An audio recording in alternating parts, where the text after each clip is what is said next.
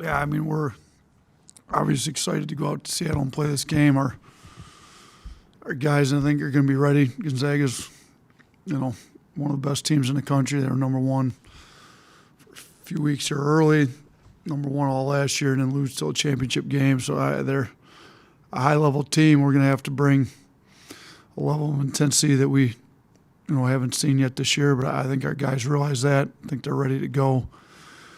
We've had some good days at practice.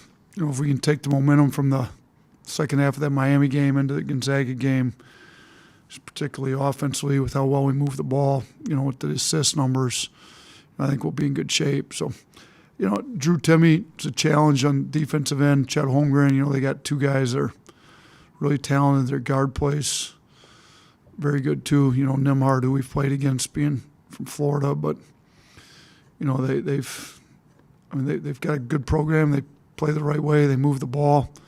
It's going to be a good test for us. But we want to play good teams like this. We want to see where we're at. We want to, if we want to be one of the better programs in the country, you got to play the best teams in the country, and this is one of those games.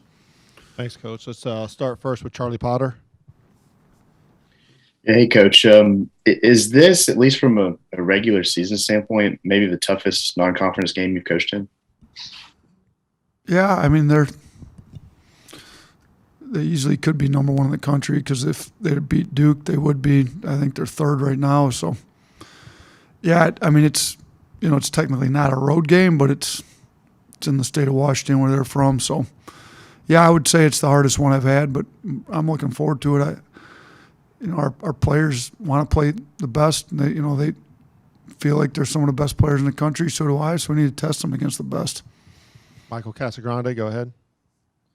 You touched on it with Timme and Holmgren, but what kind of unique challenges that plagued you guys like that, especially with Holmgren being so versatile as a 7'2" guy?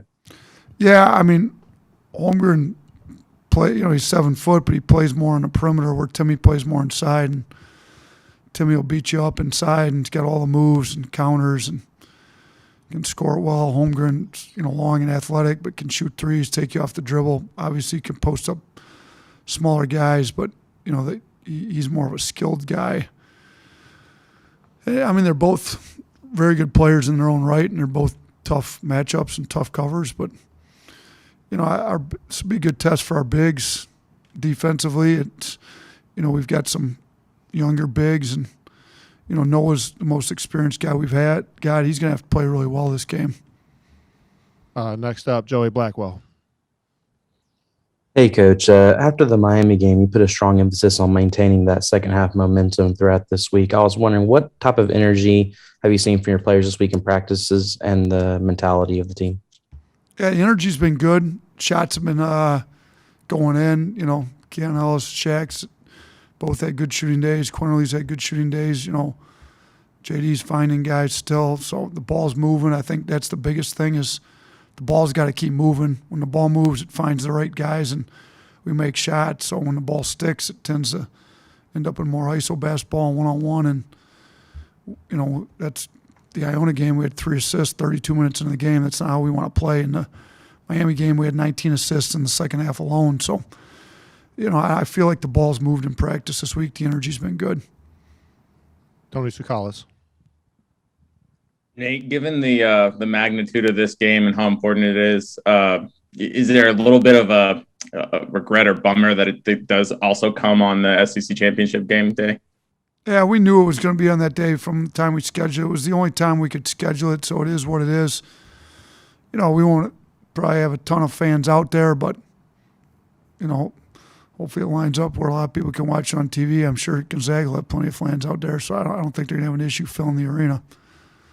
All right, looks like we have one last question, so we'll finish up with Maxwell Donaldson. Go ahead.